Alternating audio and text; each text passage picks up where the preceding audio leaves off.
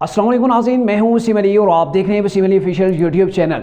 नाज़रीन, तरीके इंसाफ के वर्कर्स के लिए बड़ी खुशी की खबर आई है। कितने तरीके इंसाफ के वर्कर जो अडियाला जेल के अंदर बंद थे, उनकी 2 दिनों के अंदर कितने वर्कर्स को जो है वो रिहा किया गया।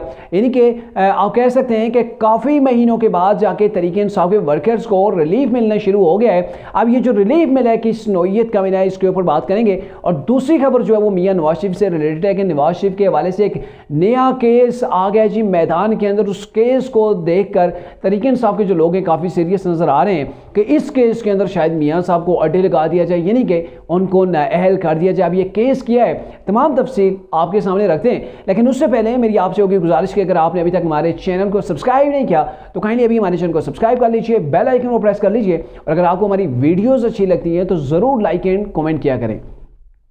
नाज़रीन, पहले बात कर लेते हैं जी तरीके इंसाफ के वर्कर्स के हवाले से। काफ़ी टाइट माहौल रहा है तरीके इंसाफ के वर्कर्स के हवाले से, यानी कि वो तरीके इंसाफ के वर्कर जो बड़े वालेहाना अंदाज के अंदर अपने कप्तान की आवाज़ के ऊपर लब्बैक कहते हुए सड़कों के ऊपर निकल आते थे, और वो वर्कर्स उनके ऊपर ऐसा वक्त आया कि वो घरों के छतों के ऊपर पार्टी के परचम लगाने के काबिल भी नहीं रहे। और फिर उन्होंने क्या किया कि जब उनके कायद की हवाले से कोई ऐसा दिन आता या कुछ भी होता तो उसके अंदर क्या करते, सिर्फ अपने घरों से या फिर गली मोहल्लों से वहाँ से वो गुब्बारे छोड़कर जो है वो तरीके इंसाफ के साथ इजहार यकजहती किया करते थे। यानी कि वो उन लोगों के ऊपर काफ़ी टफ टाइम रहा है। और उस वक्त के जो गिरफ्तार लोग थे उनमें से कल अडियाला जेल से 9 तरीके इंसाफ के वर्कर्स की जो है वो रिहाई मुमकिन हुई है, और आज के दिन के अंदर 13 यानी कि 2 दिनों के अंदर तरीके इंसाफ के 19 कारकुनों को रिहा किया गया अडियाला जेल से। और ये वो कारकुन थे नक्स अमल की वजह से इनको जो है वो गिरफ्तार किया गया था कि अमन अमान की जो सूरत हाल है इसको बिगाड़ सकते हैं। जैसे वो चौधरी परवेज़ इलाही को नहीं गिरफ्तार किया हुआ था कि ये जो है वो बाहर निकलेंगे, कोई इशू क्रिएट करेंगे, तो बार बार उन्हें गिरफ्तार किया जाता था। तो ये लोग भी ऐसे ही अडियाला जेल के अंदर बंद थे। पता नहीं अब कितनी उनकी तादाद है, लेकिन 2 दिनों के अंदर जो है वो रिहा हो गए। तो ये तरीके इंसाफ के वर्कर के लिए एक तरह से काफ़ी खुशी की खबर है। दूसरी जो खबर है वो मियां नवाज शरीफ से रिलेटेड है कि जहाँ पर नवाज शरीफ को रिलीफ मिल रहा है। पहले केसेस जो उनके ऊपर 3 थे, तोशा खाना का था, लजीजिया स्टील मिल था, और जो तीसरा उनके ऊपर था जो एवन फील्ड उनका जो अपार्टमेंट है लंदन के अंदर, उसके हवाले से उनके ऊपर केसेस था। उनकी तो अपीलें भी बहाल हो गई। नवाज शरीफ को डेफिनेटली एक बहुत बड़ा जो है वो आप कह सकते हैं सरप्राइजिंग रिलीफ जो है वो मिल गया है। लेकिन अब एक नया केस आ गया है। केस किया है 2018 के अंदर एक मुकदमा नवाज शरीफ के खिलाफ दर्ज हुआ था, और मुकदमा ये था कि इन्होंने जजेस के खिलाफ, जुडिशरी के खिलाफ एक तकरीर की है, और उसको लेके अब जो है वो उसके ऊपर समाअत भी रख दी गई। इस्लामाबाद हाई कोर्ट के चीफ जस्टिस ने 15 नवंबर की इसके ऊपर जो है वो डेट भी दे दी है कि 15 नवंबर को नवाज शरीफ का ये जो केस है इसको सुनेंगे। यानी कि आप कह सकते हैं कि तौहीन अदालत का ये एक किस्म से मुकदमा है कि जिसके अंदर आप देखना ही है कि नवाज शरीफ को सजा होती है, रिलीफ मिलता है, ये क्या होता है। लेकिन तरीके इंसाफ इसको लेके बड़ी खुश है कि शायद यहाँ से मियाँ साहब को फड़ लिया जाएगा, या फिर मियाँ साहब को जो एकदम कोई ऐसी तब्दीली आ गई है, चेंजिंग आ गई है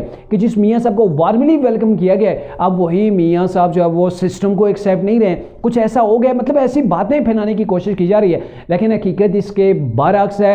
जहाँ पर दीगर केसेस हैं वहाँ पर नवाज शरीफ का ये केस भी जो है वो ख़त्म हो जाएगा। वो बाइज्जत यहाँ से भी इस्लामाबाद हाई कोर्ट से भी उन्हें बरी कर दिया जाएगा।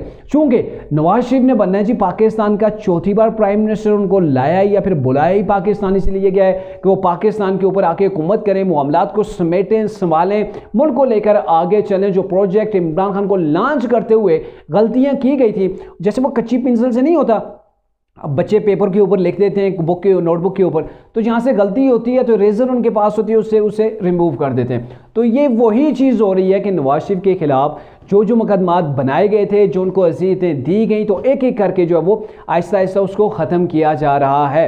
तो अब ये है कि ये जो मुकदमा आया है तो मेरे ख्याल में नवाज शरीफ को इसके अंदर क्लीन चिट देनी है। नवाज शरीफ को बिल्कुल नीट एंड क्लीन करना है, इसीलिए इन केसेस को लगाया गया है या फिर इन केसेस को जो है वो उठाया गया है। अब ये है कि नवाज शरीफ ज़ाहिर 4थी बार प्राइम मिनिस्टर पाकिस्तान बनने जा रहे हैं, तो मेरे ख्याल में बड़े बड़े लोग भी यही चाहेंगे, इदारे भी यही समझेंगे कि पाकिस्तान का अब जो प्राइम मिनिस्टर हो वो नीट एंड क्लीन हो, उसके ऊपर किसी किस्म का कोई मुकदमा ना हो। तो आप देख लीजिएगा ये मुकदमा भी नवाज शरीफ का ख़त्म हो जाएगा, बल्कि ख़त्म नहीं होगा कि यहाँ तक हो जाएगा कि नवाज शरीफ को बाइज्जत बरी कर दिया जाएगा। क्योंकि आपको पता है ना, इमरान के ऊपर तौहीन अदालत के 2 बार मुकदमा चल चुके हैं, तो उनके अंदर इमरान के खिलाफ क्या हुआ, इमरान ने एक के अंदर बाज़ाब्ता तौर पर माफ़ी मांग ली, और यही होता है कि अगर अदालत देखती है कि कहीं पर तौहीन अदालत हुई है, उस मुकदमे को आगे बढ़ाने की कोशिश करती है, तो फिर क्या है कि जिस शख्स ने तौहीन अदालत की है वो बिला मशरूत वो कोर्ट से जो माफ़ी मांग ले, तो केस जो है वो सारे का सारा दरे का दारा रह जाता है। आपको पता होना चाहिए कि इमरान खान के ऊपर फ़र्द